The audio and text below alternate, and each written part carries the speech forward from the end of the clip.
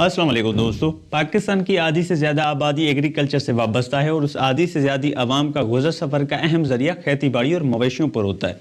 तो उस पाकिस्तान की आबादी को जो पहले से ही महंगाई से जूझ रही थी, 2022 के सैलाबों ने डुबो दिया, जिसमें नेशनल डिजास्टर मैनेजमेंट अथॉरिटी के मुताबिक 1700 से ज़ायद लोग मारे गए, 12,000 से ज़ायद जख्मी हुए, जो बाकी जिंदा रह गए उनकी फसलें डूब गई, घर तबाह हो गए, जानवर मर गए जिनको वो बेचकर 130 रुपए किलो वाला आटा लेकर अपने भूखे बच्चों का पेट भर सकते थे। वही आटा जो सरकार ने उनसे 50 रुपए किलो के हिसाब से लिया था। शर्मनाक बात तो तब हुई जब पाकिस्तान का एक किसान 130 रुपए किलो वाला आटा लेने की कोशिश के दौरान हुई भाग दौड़ में मारा जाता है। लिटरली एक एग्रीकल्चरल मुल्क में, वो भी अपने पैसों से आटा लेने के लिए एक किसान मारा जाता है। तो चलिए दोस्तों जानते हैं कि ये सैलाब क्यों आए और ऐसी बरसातें और सैलाब दोबारा आएंगे कि नहीं, सैलाब में गवर्नमेंट के क्या फेलियर्स रहे और एग्जैक्ट कितनी आवाम को कितना और किस तरह से नुकसान पहुंचा और आखिर उस गरीब मजबूर और लाचार आवाम की सरकार ने क्या मदद की और जो बाहर वाले मुल्कों ने 2 लाख करोड़ रुपयों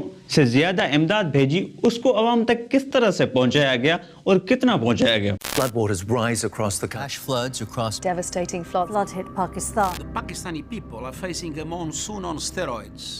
The relentless impact of epochal levels of rain and flooding. तो दोस्तों ये सैलाब मानसून की हेवी बरसातों की सूरत में आया। इन बरसातों का सिलसिला मिड जून से शुरू हुआ जो अगस्त के बाद रुका और ये बरसातें एवरेज से 660% ज्यादा पड़ी, यानी कि एवरेज से तकरीबन 7 गुना ज्यादा, जिसमें 2 सूबे सबसे ज्यादा मुतासर हुए, एक सूबा है सिंध, दूसरा बलोचिस्तान। और पाकिस्तान की जीडीपी में तकरीबन 25% शेयर एग्रीकल्चर सेक्टर का है, जिसमें पंजाब के बाद दूसरा सबसे बड़ा कंट्रीब्यूशन करने वाला सूबा है सिंध है। एग्रीकल्चर सेक्टर से तकरीबन 43% आवाम को कारोबार मिलता है। इससे आप अंदाजा लगा सकते हैं कि इतने बड़े नंबर ऑफ लोगों पर इस बरसात के दौरान क्या गुजरी होगी। इतनी बारिशों और सैलाब के आने के पीछे क्या वजूहात थी, ये जानने से पहले हम जरा इस पर नजर डाल लेते हैं कि इस बारिशों से एक्चुअल कितने नुकसानात हुए।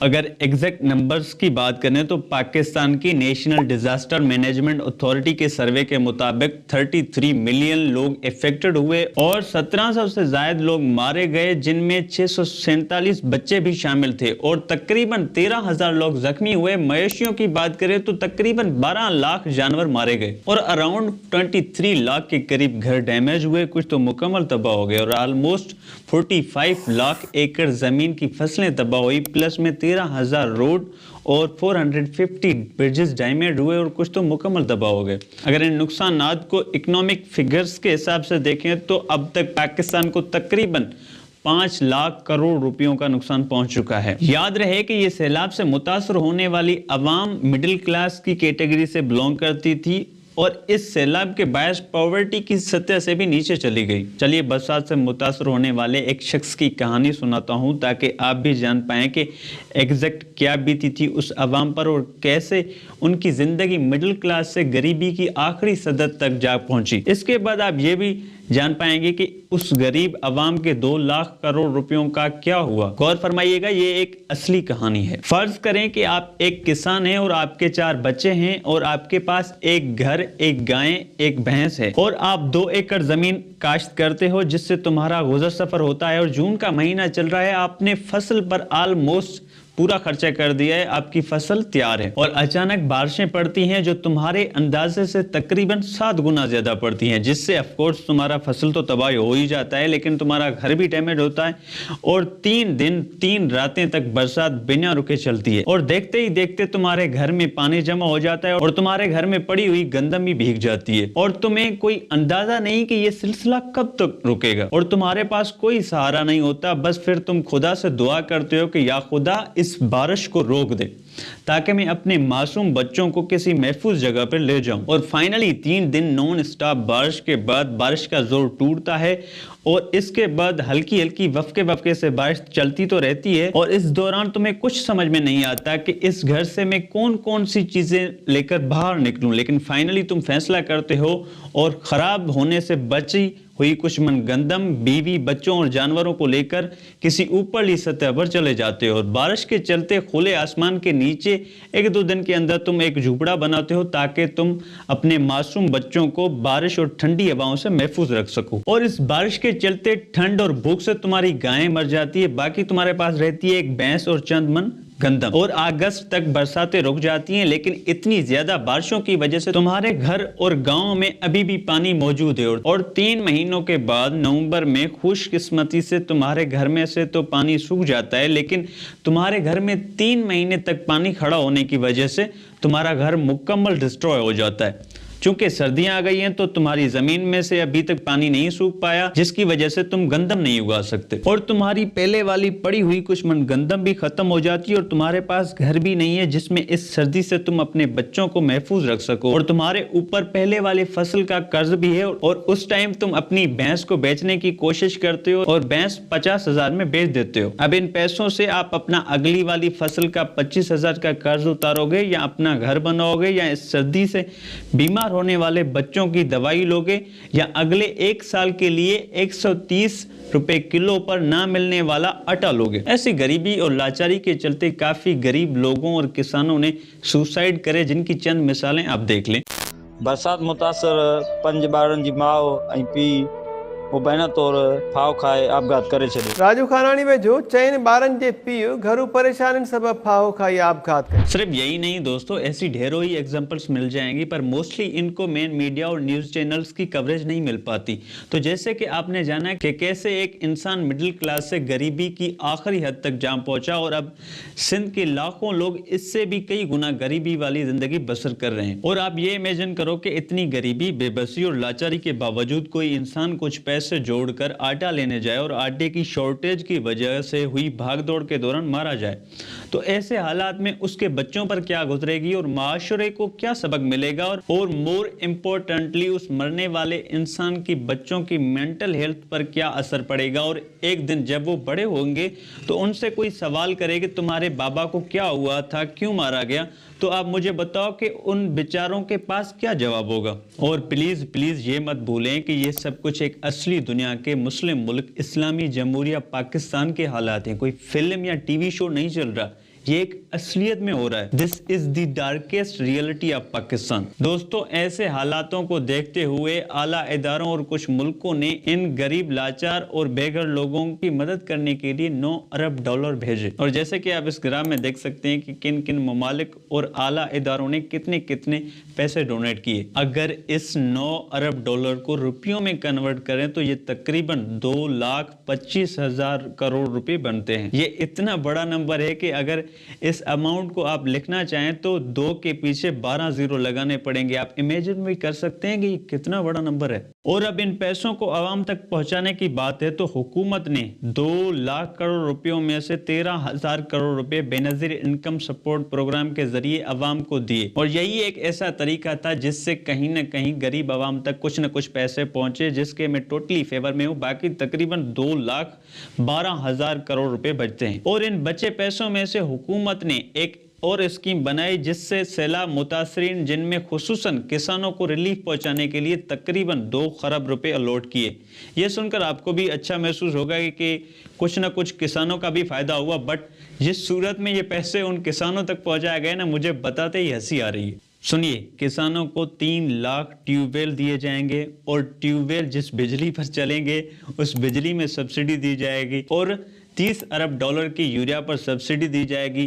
किसानों को 12 लाख गंदम की बीज की बोरियां दी जाएंगी और अगर कोई किसान सेकंड हैंड ट्रैक्टर लेता है तो उसकी आधी टैक्स माफ की जाएगी। मतलब कि टोटली फालतू। और सुनिए, तकरीबन 600 अरब रुपए हुकूमत आवाम को खिलाने के लिए जो फूड बाहर से इंपोर्ट करेगी उसमें इस्तेमाल किए जाएंगे, क्योंकि पाकिस्तान इससे पहले गंदम इंपोर्ट नहीं करता था ना। दोस्तों, मुझे तो लगता है कि इन फालतू चीजों पर 2 खरब रुपए स्पेंड करना टोटली वेस्ट ऑफ मनी था, क्योंकि ज्यादातर किसानों के पास इतनी सेविंग्स नहीं होती कि ट्रैक्टर और ट्यूबवेल जैसी चीजें खरीद सकें, और वैसे भी सैलाब के मारे उनके पास आटा लेने के पैसे नहीं है। और बाकी जहां तक बात है यूरिया, डीएपी और बीज की, तो ज्यादातर सिंध में तो ब्लैक पर ही मिलता है। ऐसे हालात में रिटेलर्स इन पर सब्सिडी देंगे یہ تو آپ بھول ہی جاؤ. لیکن اگر پھر بھی مان لیں کہ 2 خرب روپے کسانوں کی بھلائی کے لیے استعمال ہوئے تو اس کے بعد بھی 1,12,000 کروڑ روپے تو بچتے ہیں نا. آخر وہ کہاں ہیں؟ یہاں شرم کی بات تو یہ ہے کہ جو پیسے باہر سے آئے پیپلز پارٹی نے اس پر بھی سیاست کی اور احساس پروگرام کا نام بدل کر بے نظیر انکم سپورٹ کے پروگرام کے نام کے ذریعے پیسے لوگوں تک پہنچائے.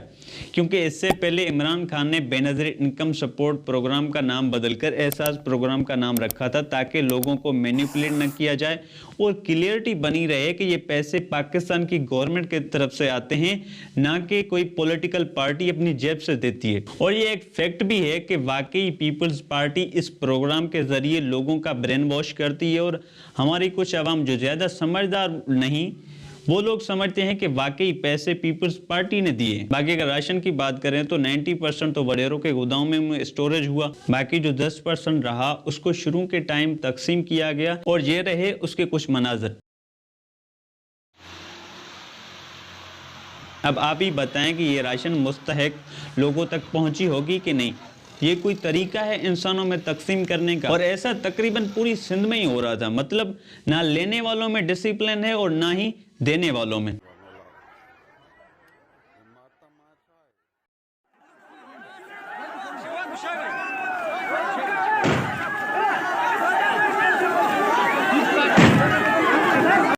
سندھ کی اوورآل صورتحال سے تو آپ واقف ہوں گے ہی کہ عام عوام کو کتنی فیسلٹیز ملتی ہیں. ایک ایسا ہی مثال اس ویڈیو میں دیکھیں کہ بچے پل نہ ہونے کی وجہ سے کینال کو پار کرنے کے لیے رسیوں سے گزر کر اسکول جا رہے ہیں.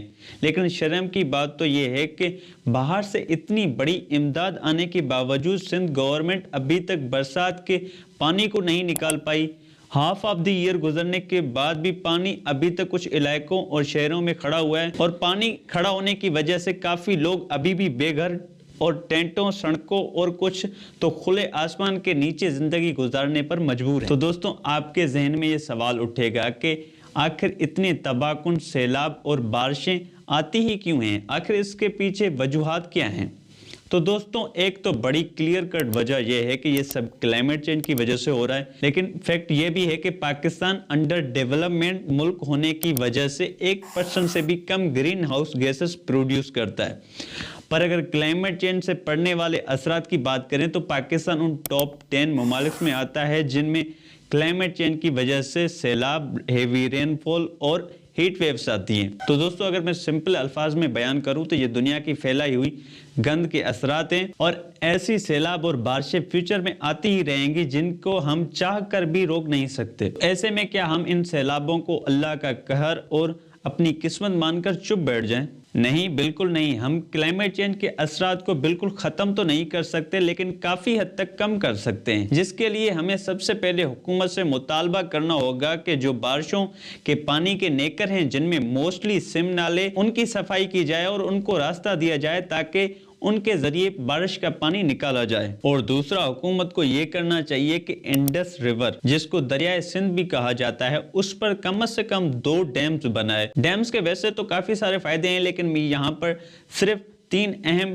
فائدوں کو مینشن کروں گا جن کا سب سے زیادہ سندھ کو ہی فائدہ ہوگا. ایک دریائے سندھ کا ہر سال تقریباً 22 ارب ڈالر کی مالیت کا پانی سمندر میں ویسٹ ہو جاتا ہے جس کو ہم اسٹور کر کے بنجر زمینوں کو اگاؤ بنانے کے لیے استعمال کر سکتے ہیں.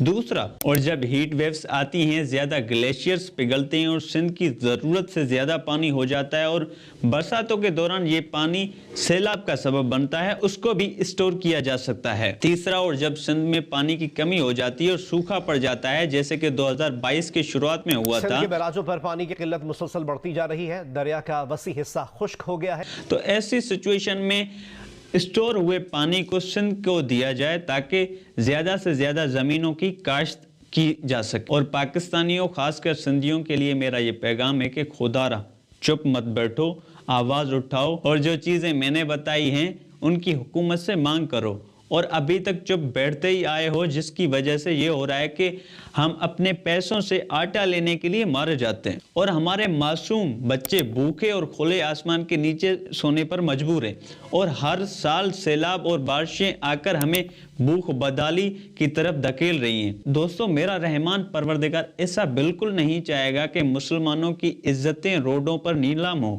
یہ سب ہمارے مسلمان حکمرانوں کی کرپشن چھپانے کے پیترے ہیں۔ ہر بات کو پاکستان کی قسمت اور خدا کا قہر بتا کر اگنور کر دیتے ہیں۔ اور کسان بھائیوں، خدا را کھیتی باڑی کو صرف کھانے کی حد تک ہی محدود رکھو اور اس کو کمانے کا ذریعہ مت سمجھو، اور پلیز جتنا ہو سکے اپنے بچوں کو پڑھاؤ، بیکاز وہی ایک واحد ذریعہ ہے جس کے ذریعے آپ آگے بڑھ سکتے ہو، کیونکہ فصل ایک ایسی چیز ہے جو زیادہ گرمی، زیادہ سردی، زیادہ ہوا، بارش، بیماری کی وجہ سے تو ختم ہو سکتی ہے، لیکن علم انسان کے مرنے کے بعد بھی زندہ رہتا ہے۔ میں ان شہریوں سے بھی گزارش کروں گا کہ پلیز کسانوں کی آواز بنیں اور اس ٹائم ان کی مدد کریں جب ان کے حق کھائے جا رہے ہوں، کیونکہ زیادہ تر کسانوں کو نالج نہیں ہوتی کہ کتنا ان کا حق ہے اور کتنا ان کو دیا جا رہا ہے، جیسے کہ 2 لاکھ کروڑ والی امداد کے پیسوں کے سچویشن میں ہو رہا ہے۔ کیونکہ کسان کتنے امپورٹنٹ ہے یہ تو آپ سب جانتے ہی ہیں، اور میری آپ سے گزارش ہے کہ پلیز اس ویڈیو کو جتنا ہو سکے فیس بک، واٹس ایپ کے گروپس میں اور اپنے دوستوں کے ساتھ شیئر کریں، تاکہ وہ بھی آپ کی آواز سے آواز ملا کر حکومت سے یہ سوال کریں کہ انہوں نے ایسے کیا پلانز بنائے ہیں جس سے فیوچر میں